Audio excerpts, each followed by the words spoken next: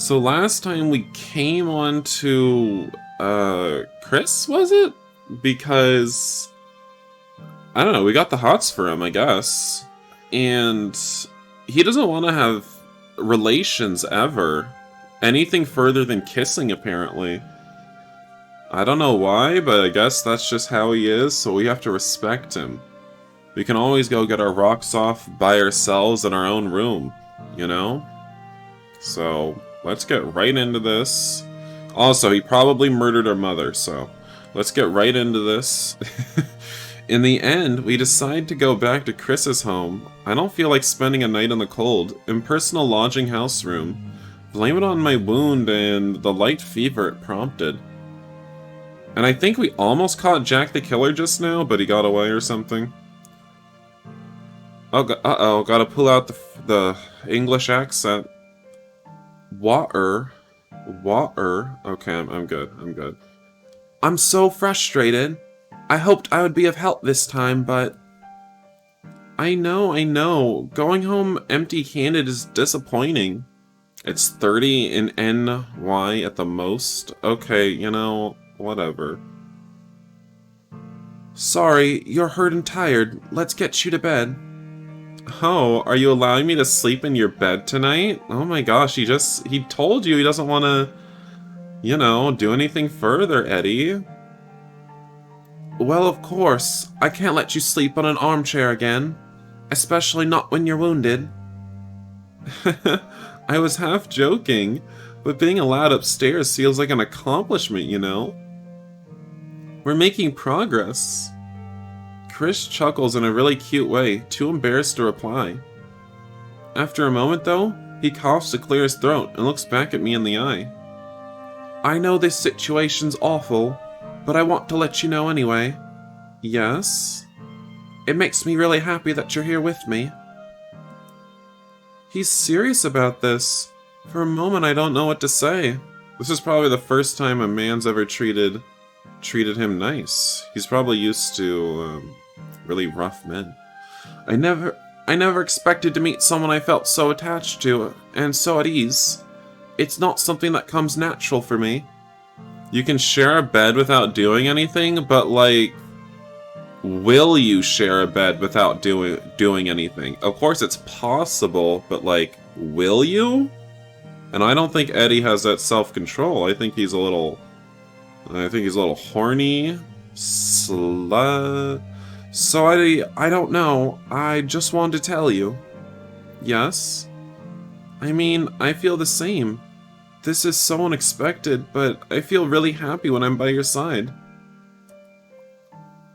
We smile at each other for a long moment, interlocking our fingers tightly while holding hands. Suddenly, a pang of pain runs up my body from my... That's redundant. Pang is already pain in the definition. Anyway, runs up my body from my thigh and I can't help but flinch. Let me help you up the stairs. Just asleep. Your honor is safe with me tonight, my dear sir. Oh, shut up. Too bad we're just sleeping. However, we only get to sleep a couple of hours when a series of loud knocks on the door awake us. Hold on. I follow him downstairs. A dark dread weighs in the pit of my stomach. It's not dawn yet. This can't be good news. Too bad we didn't fool around with him while he was sleeping, you know? Pull down his pants, play with his morning wood. I'm just kidding. William and two men from Whitechapel Patrol appear at Krish's threshold. There's been another one. What are you talking about? Another murder. We found another woman in Mitre Square. We arrive at Mitre Square when it's still the middle of the night. The victim was found only three quarters of an hour after the woman Liz Stride. The corpse is still in the situ. I love how William has to come get us, like we're the expert investigators. The corpse is still in the situ and the doctor is examining it. There are a good amount of people watching the scene. The police constables are trying to leave a bit of space for the doctor and detectives to work, but it's rather useless. Okay, Zach? Hey. Every guy's thought about that before. I wouldn't do it, I thought about it. Don't be so cruel. I'm not Zach. Let me pass. I have a permit from Commissioner Warren. He shows his permit and the cops open their human barrier to allow him into the crime scene. And these two gays are with me. Let them through. Seriously, I don't know how we're getting on the scene. William? Okay, is this... Okay, I guess we're following William's point of view now? I don't know. Alright, what is this? The show in front of... Actually, no. The show in front of my eyes is gruesome. They have lowered the dead woman's skirts to cover the worst of her wounds, but her face is bloated and mutilated. The doctor is wiping his bloody hands on a cloth. He seems to be done with examining the corpse. He raises his eyebrows at me, too tired to ask who I am. Let me introduce myself. I'm William Burns from Burns Detective Agency, New York. I have a written permit from Commissioner Warren to help with the Whitechapel murder case. You're sleeping with a chastity belt from now on, sis? Calm down. Everyone needs to calm down. I see. I'm Dr. Gordon Brown, London police surgeon. They woke me up at 2 a.m. to examine the corpse of this woman. Can you make me a summary of the state of the victim? The man sighs. He's obviously exhausted and keeps glancing at the small crowd of onlookers. A quick one. I want her to be taken to the mortuary right away. There's proper light to examine her here anyway. I nod in agreement. The corpse is lying down in a corner in the small Mitre Square, a dark crossing area with no pubs or gas lamps nor other source of light. The darkness makes the grotesque view of the dead woman even eerier. The body was still quite warm when I arrived, and no death stiffening had taken place. She must have been dead most likely within the half hour. Which fits with the time of her body, the time her body was discovered, at 1:45. Is that a real picture from the past they put in the game? I don't know, maybe. I think it might be, I don't know. I think it might be, like a picture from the newspapers back then? Who knows? I don't know. That's right. The body is on its back, the head turned to the left shoulder, the arms by the side of the body as if it had fallen there. Both palms upward, the abdomen was exposed, right leg bent at the thigh and knee, the throat cut across. The intestines are drawn out to a large extent and placed over the right shoulder. A piece of about 2 feet has been detached from the body and placed between the body and the left arm, apparently by design. Sadly for me and for the victim, of course, I can see as much. I wouldn't have been able to identify that bloody mass by her side as her intestines, though. I feel rather sick, so I better avoid looking too much at the corpse. The Ripper is certainly earning his nickname tonight. The lobe and auricle of the right ear have been cut, apart from the obvious cuts to her face, of course. Hold on, one of her ears was cut off? A piece of that letter my informant showed us comes to mind. The next job I shall do, I shall clip the lady's ears off, he said. Oh dear.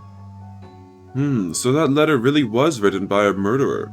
Chris Forrester's reaction was accurate. Are any other body parts missing? He addresses me a weird look. A few of them, but I need to conduct a detailed post-mortem examination to determine what exactly is missing. Now, if you forgive me, I'd like to try and get some sleep. Tomorrow's going to be a hard day. Oh, of course, sorry. We're already done. So Liz Stride, The victim in Burner Street had only her throat cut, but our crazy local murderer got so pissed by the interruption that he had to go find another victim and do a thorough job of her. I sigh in frustration. At least this will give us a ton of new trails to follow, but that's a small consolation for the victims. When has he ever cared about the victims? I rub my upset stomach. I should join Eddie and Forrester, update them on the crime details, and maybe ask the police officers about any further findings. I bet my hat the big fishes of the Met are about to arrive to the crime scene in person. Alright, back to Eddie. Back to Eddie in the present, I guess. Oh, isn't that Dr. Forbes Winslow among the onlookers? Why is he here? I leave Chris behind and approach the psychiatrist. Do you think Chris left our loving bed in the middle of the night while we were sleeping and murdered her? I could see it. Dr. Forbes Winslow. I beg your pardon? Are you... Oh right, Chris Forrester's friend, right? Oh, that's right, I was slurring my words on him. That's right. Ah, how's our common friend doing? Chris's previous race to the murder scene comes to my mind, but that's not what I want to discuss with him right now. He's fine, he's over there in fact. He searches around with his eyes, trying to locate Chris among the dark mass of curious people surrounding the crime scene. Excuse me, I should talk to him. What? Why? Hold on. Girl, you need to stop talking to my man. Why are you so interested in Chris? The psychiatrist chuckles at my question. Just so you know, he kissed me. He's not into old grandpas. Why, he's an interesting fellow. With those hallucinations of his, and that obvious link to the crimes. Don't you think he's more than a feasible candidate to be the murderer? He isn't. Well, I'd feel better if I could have him interred for some weeks at my asylum. Girl, stop trying to inter him. With the proper treatment and medications, we should be able to definitely disregard him as a suspect. Either that or confirm his identity as Jake the Ripper. I knew it! He isn't interested in helping Chris in the slightest. In fact, he might be planning to frame Chris and hand him over to the police. Oh my god, he's probably doing it for that reward. He's probably hypnotizing Chris into thinking he's the murderer, and then he's gonna turn in Chris for a reward. You are his friend. Please, help me convince him of the need to visit my asylum. I'm sure he'll feel way better once he's treated there. So you can torture him? Oh my god. I'm sorry, but Mr. Burns is calling me. Who? I'll pass your message to Chris. No need for you to talk to him tonight. He's very disturbed by these crimes and needs some rest. Oh, of course. That's understandable. Please, remind him to take his pills. That's of the utmost importance. I bet those pills are making him have these terrible dreams. Sure, don't worry. What are you doing here? I was taking part in the Whitechapel Vigilance Committee. Not in this area, though. A pity. I'd have liked to catch that demon red-handed. Grandpa's sus? Very. What were you doing at the time of the murder? He just said he was with the group. I was at the other side of Whitechapel. In fact, this small area falls into the territory ruled by shitty police, and not the Metropolitan Police, so no patrol was assigned to it. He's innocent, he just needed to go potty. Oh no, that's too bad. It's true, the single square mile in the heart of London, known as the City of London, has their own police force. That means that not one, but two different police will carry out the investigation from now on. How far was your patrol area from here? A 5 minutes walk? 10? He thinks about it for a moment. More 10 than 5. I nod, thoughtful. Did you know of the other murder tonight? He nods, very serious. We all heard the whistles and later asked about it. That lunatic was interrupted while killing that woman, and that's always dangerous when dealing with this kind of maniac behavior. It was to be expected that, provided he didn't get caught, he would try to finish his work, undisturbed this time. This only reinforces my theory on a mentally unstable person with suicidal tendencies and a really weak mind. Suicidal? Yes, except he isn't brave enough to put an end to his own life, so he chooses to take others instead. What are you basing all of this on? This seems like all conjecture. That's an interesting point of view. Alright, I don't have any more questions, Grandpa. Begone. I'm really worried about Chris and this shady doctor's intentions. I should inform William about it and keep Chris away, as far away from Forrest Winslow as I can, of course. William. Where might Eddie... Oops. No, William's voice. Where might Eddie be? I can't find him in this darkness, and the crowd is growing by the minute. Uh-oh. It's the high elven vampire again. Oh, surprise, surprise. Look who we have here, among the curious faces. Isn't that Dr. Llewellyn, the man who was called to examine the first victim and made the autopsy? And there, some feet away, is Mr. Purkis, Forrester's boss at the Illustrated Police News. Who should I approach and talk with? Oh my god, who's more suspicious? I don't know. Purkis? I don't know. Mr. Purkis. Oh, is that you, Mr. Burns? I knew I'd find you here. We shake hands, although the editor looks a bit fidgety and impatient.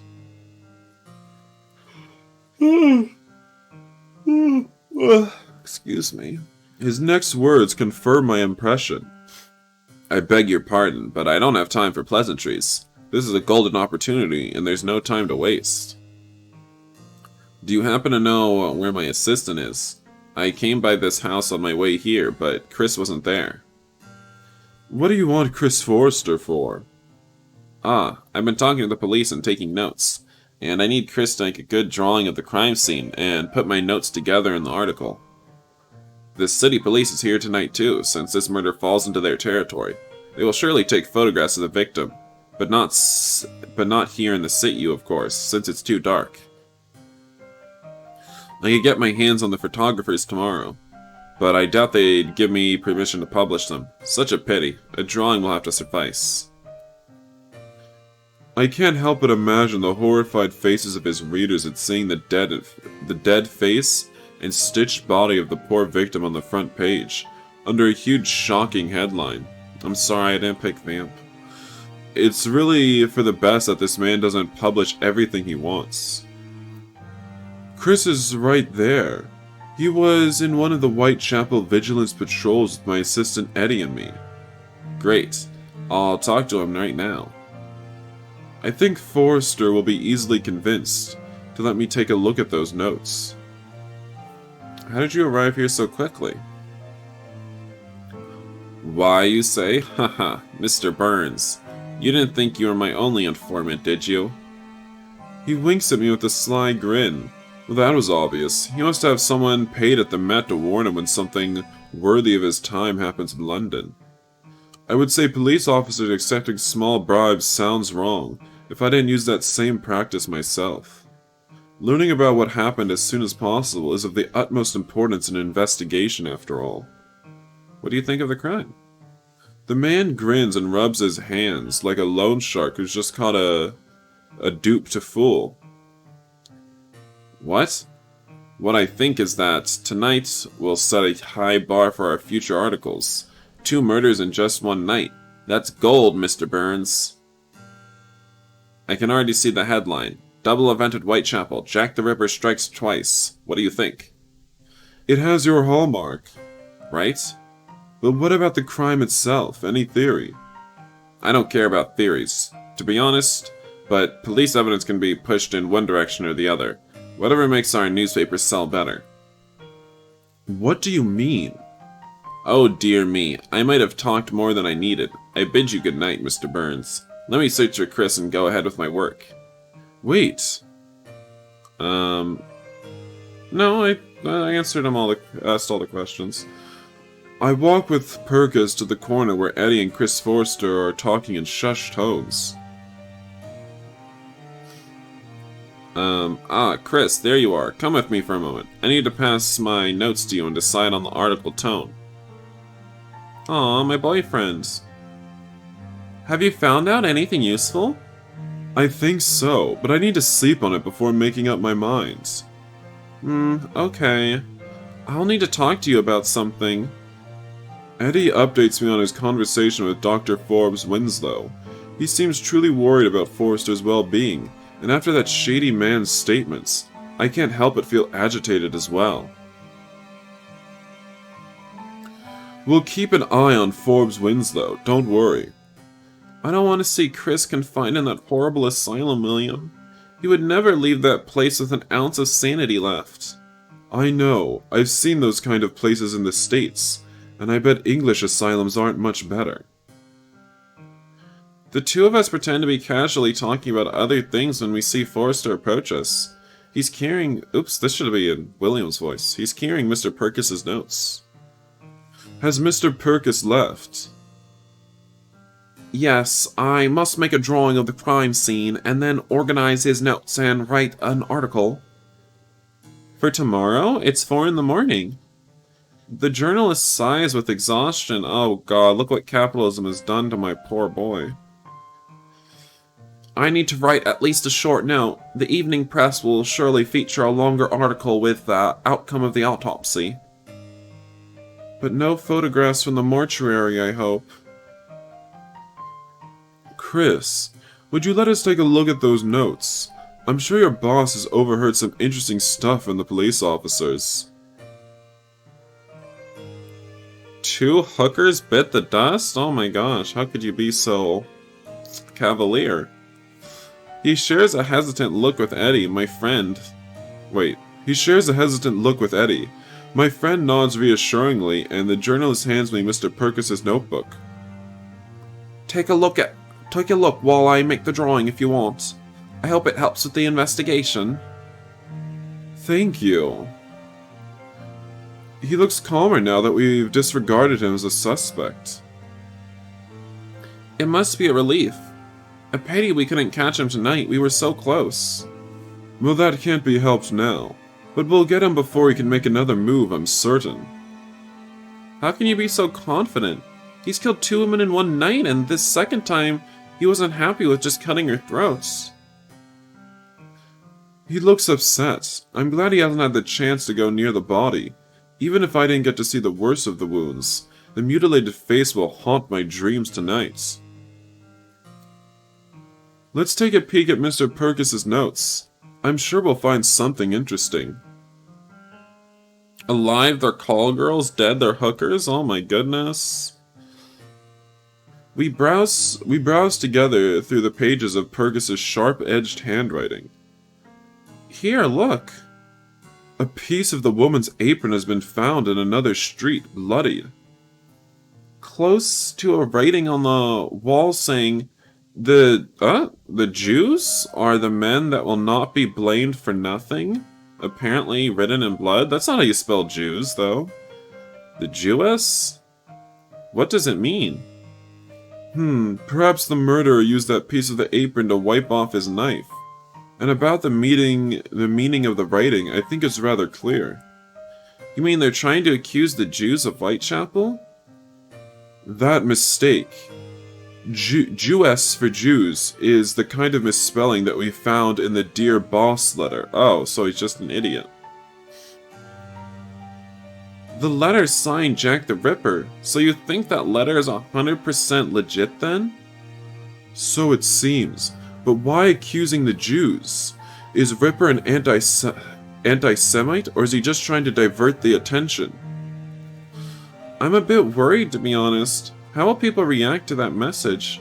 Won't it feel hatred towards the Jewish community in Whitechapel? It's a possibility, and the Ripper obviously took it into account. What if? What happens? A sentence Perk has said pops into my mind. I find it suspicious before, but now that we found out about the bloody message, now I see it in another light. No, nothing. Let me think about it before accusing anyone. Oh. Won't you share your thoughts with me? Don't try to get too cozy with William too, hun. I want to talk with Commissioner Warren first, and confirm a couple of suspicions. I won't act until those trails turn into actual evidence, and so far they're only a hunch. Can't we just go punch more people again, William? I really liked it when that's how you conducted your investigation. Alright, I guess that's a sensible thing to do. Wait for me with Chris Forrester, please. I won't take long. And tomorrow, after some hours of most needed sleep, we can have breakfast at the frying pan and put together everything we've got before deciding on our next move. Sounds like a plan. Go right ahead. My conversation with Commissioner Warren is short and to the point. The man is angry and nervous. Nobody likes to be awoke in the middle of the night to attend a gory crime scene after all. Before accusing, you've been accusing Chris this whole time. He's deciding to do a job properly this time. Especially if I said crime scene falls into another police force's territory, and your political future is on the line. I confirmed some data, promised a written report on the first crime of the night, first thing in the morning, and bid him good nights. And then Eddie Forrester and I can finally go back to a warm bed. All the same bed? Let's do it. What a long and dreadful night. Who is this man and what has he done for William? Waiting for evidence? I know. The morning finds us in front of a plate of scrambled eggs, beans, and sausage, and an assortment of British newspapers. All of them with the... Oh wait, did it change back to Eddie's point of view? All of them with the previous night's events on the front page. The Daily News, the Telegraph, Pall Mall Gazette, the Times, St. James Gazette, and of course the Illustrated Police News with Chris's drawing in the spotlight. William browses through all of them, comparing the information they share, with the inner details he got from Commissioner Warren in person, some police constables, and the members of the vigilante community. The Whitechapel Vigilance Committee has sent a letter to the Home Office early in the morning, requesting again an official award for information about the murder. But Les says they expect another refusal. Because it would interfere with the investigation instead of helping, right? Chris stops himself in silence, listening carefully to our conversation. We'll have puzzles fitting pegs into holes. Oh, we wish, but Chris is a prude. I'm not that sure at this point, to be honest. The man is distressed at their wits' end, in fact. He makes a dramatic pause, looking around as if he feared to be eavesdropped. Chris lets out a derisive huff at his antics. Commissioner Warren has given permission to publish the Dear Boss letter. Good news for your boss, Forrester. Really? How come?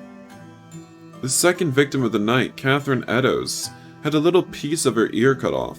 It was found between her clothes when she was brought to the mortuary for examination.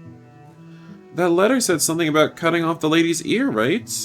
Right. Commissioner Warren hopes someone might recognize the handwriting and identify the culprit. Have they arrested someone? Many someones, in fact. The problem is every single description of the suspect differs a lot respect the others. Wait, what? The problem is every single description of the suspect differs a lot respect the others. That's not English. Some say it's a tall man with black hair and a sailor jacket. Other witnesses, however, talk about a medium-built man not taller than 5 feet, with a long black cloak and a black felt hat. In some descriptions, he's around 30 years old, while in others he's in his 40s or older. And sometimes he's said to wear a mustache, while other witnesses say he didn't have one. This is so frustrating. It is. But how can someone even try to describe the murderer? The three of us were there, and I can't say I saw his features or clothes, to be honest. Well, girl, why weren't you looking? True, it was too dark. You couldn't describe anything about him? You were chasing him for like 10 minutes.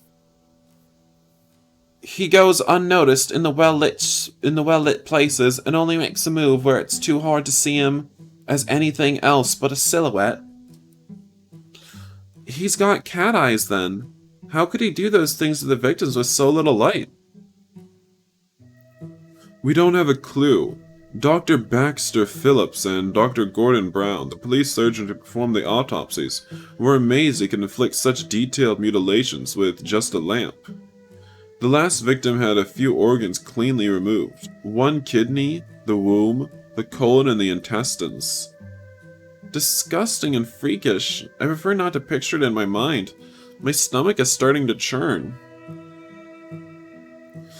Is there something else in the newspapers that can be useful for the investigation? No, but, well, they've published some details about the life of the second victim, Catherine Eddowes. She wasn't a prostitute, just a low-class woman with a drinking problem. Oh, and Noriko, you're calling her a, lady of the night when she was just a low-class woman? Terrible. Oh no, this will cause an uproar. The Ripper's not only killing prostitutes, but also every poor woman from Whitechapel he can put his hands on. No wonder Commissioner Warren is desperate. I overheard some harsh comments about the Jews in the street too, because of that damn writing. The city police wanted to wait until morning light arrived before erasing it, so they could take a photograph, but Warren didn't allow it. He was fearing it might cause riots against the Jews living in Whitechapel. But it's useless. Last night there were many onlookers on the crime scene, and they obviously spread the word about that writing. Although I doubt that writing was made by the murderer. What do you mean? The police found a piece of the victim's apron next to it. What if it wasn't the murderer who cut that piece of apron and put it there, along with that writing? Who then? The men to arrive at the crime scene were the police constables. Why would they touch the crime scene? Perhaps it was one of the first people who was called to the scene. Someone who arrived after the police, but before the onlookers. More or less at the same time as the doctor. Who are you talking about? My boss. You're talking about Mr. Purkis, right? Exactly. He had the means, the chance, and the reason. He told me himself, police evidence can be pushed in the direction that makes his newspaper sell better. Or do you think that's beneath him, Forrester? Chris lowers his eyes and studies his empty plate for a long while. He looks torn between being loyal to his boss and accepting the truth. Why does this feel like someone watched From Hell and wrote a gay fanfic? I don't know what From Hell is. I'm not sure, to be honest, but forging evidence doesn't equal to being a murderer. Mr. Purkis would never kill anyone, and even less a poor woman who did nothing to wrong him. He has a point. Let's check what evidence we have and decide on our next move. We can't rely on the witness's description of the murder. But I think the three of us can agree the man is above average weight and light to medium build. Chris and I nod. According to Forrester's vision. According to Forrester's vision. Okay, sis, I guess that's what we're doing. Our murderer is a middle-class man, even a bit well off, and not young. Above 40, then. Chris agrees with the gesture. And he has a medical background. Dr. Llewellyn doesn't agree, but the other two doctors are quite sure. Jack the Ripper movie? I see. Which makes that unpleasant doctor look a bit suspicious, don't you think? In fact, I'm suspicious about Dr. Forbes Winslow. I'm sorry, Chris, but that man can't be trusted. Chris opens his mouth in silent protest, but William clears his throat to call our attention. I was waiting until we were alone to tell you this, Eddie, but I think Forrester has the right to know. Eddie gave me one of your pills, and I made it analyzed. I had it analyzed, you mean? I had it analyzed by the Met Labs first thing in the morning. Why? They help me with my headaches and allow me to get some sleep. Dr. Forbes Winslow has a good reputation, for heaven's sake. Then explain why he would give you medicine made up of opium and what you Brits call the thorn apple or stramonium, better known in my country as Jimson weed. Okay, well, can you give me another word for it? What the hell is Jimson weed? What's that exactly? A main compound of opium was to be expected, but according to the lab doctor, the addition of the very toxic and psychotropic stramonium means the medicine has the opposite effect from a tranquilizer. In sum, Dr. Forbes Winslow has been aggravating your hallucinations and nightmares with those pills, Forrester. That's not possible. Why would he do something like that? He's been helping me for months. He seems to think of you as a possible suspect, Chris. That's why he wants you to have him at his mercy in his asylum, to test your mind and find evidence about your involvement in the crimes. His testimony could get Chris in serious trouble. Since when does the Met care about the poor? Oh, sis. You got him there. Especially after your repeated suspicious behavior, Forrester. No offense intended. Although it seems that was caused by the doctor himself. Remember, he told us that he'd been chasing after a man he was convinced to be... the Whitechapel murderer, and that the Met disregarded his evidence. Oops. It seems they added the doctor's suspect to their list of people under their surveillance.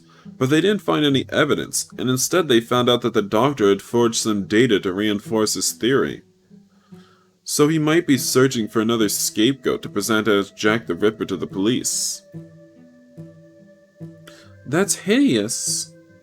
Chris sinks further into his chair, depressed. I rub his shoulder, more than a bit worried. At least he's aware of that vile man's intentions now, but I can't help but feel guilty and helpless. I wish I knew how to help Chris through all of this. We got a little pee-pee for you, Chris, if that'll make you feel better. He leans until he is resting his head on my shoulder, and I hold him with one arm, as discreetly as I can given the situation. Oops, again. William makes a tactful retreat to the bar counter to pay for our breakfast and get a refill, and gives us 5 minutes of privacy, which we spend in comfortable silence. What a bro! He sees how gay we are. Thank you for being there for me. Of course, Chris. You know you can count on me. Now I wish you could be there for me in the bedroom later tonight. I wish I could do more than just comforting you. You're doing more than that. You and Mr. Burns will make sure to prove my innocence, right? Oh yes, of that you can be sure. I can tell he's calmer by the time William comes back to our table. He doesn't comment on Chris and my behavior, thank goodness. Discretion comes with his job, I guess. If we take into account what I told you some days ago about the suspects. And what was that? A suspect always comes back to the crime scene, remember? Yeah. Then who could we consider our #1 suspect from now on? Winslow! Girls, who is our #1 suspect? Sisters, who is it? I think it's Winslow. Who do you guys think? Devil's Snare, isn't that the plant from the first HP book that hates light? The Dock Man? Are you sure? The Dock Man? Dr. Llewellyn? Wait, there's 2 doctors. Who do you mean? Llewellyn's the goth vampire. Winslow? All of them? You're not helping. Alright, I'm kind of leaning towards Winslow, so I think I'm gonna go there. He's really suspicious. The framer? Who's the framer? I think stopping Dr. Forbes Winslow should be our priority right now. Are you sure? I understand your reasons, but do you think he's involved in the crimes? I don't think he is. He can't be. The murderer won't attack again in weeks if he keeps this pattern, and investigating Forbes Winslow could lead us straight to the killer. I think you're biased, Eddie, but alright. I think you just want some of that Chris ass, Eddie, but fine. Let me send a couple messages with an errand boy, and we can go to Chris's house. Winslow, the other doc, is only guilty of being creepy. Thanks, Chris. This won't be a waste of time, you'll see. The doorbell rings at 5 o'clock, exactly the time we told the doctor to come. There comes our man, as punctual as a Swiss clock. He opens the door and makes the puzzled doctor come in and sit down at the parlor. Oh my god, did we invite him here so William could punch him and we could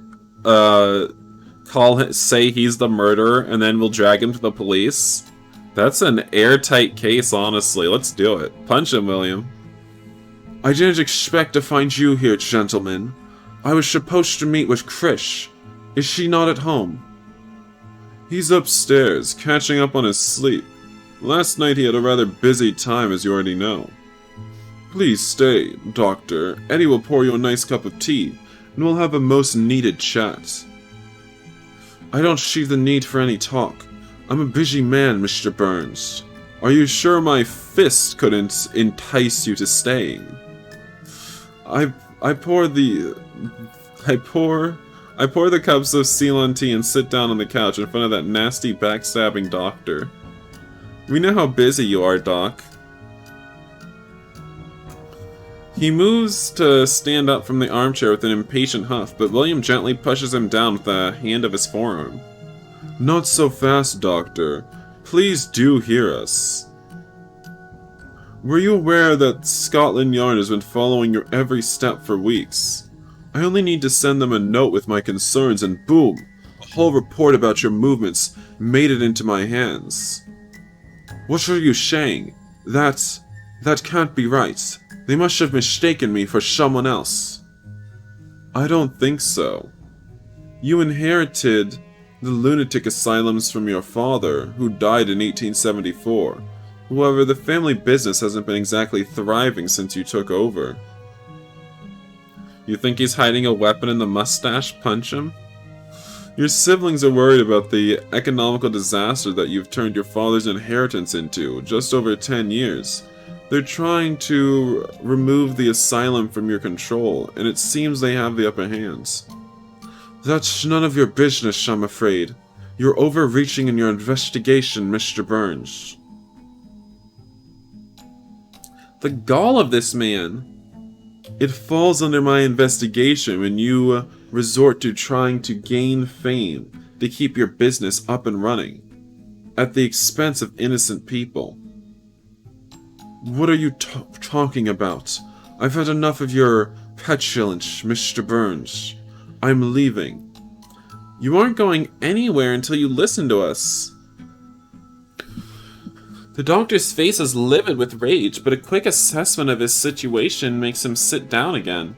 William and I are blocking the exit, and he's aware that he can't physically beat the two of us. He couldn't physically beat Eddie. Come on, get real, Grandpa. The doctor's... I already read that.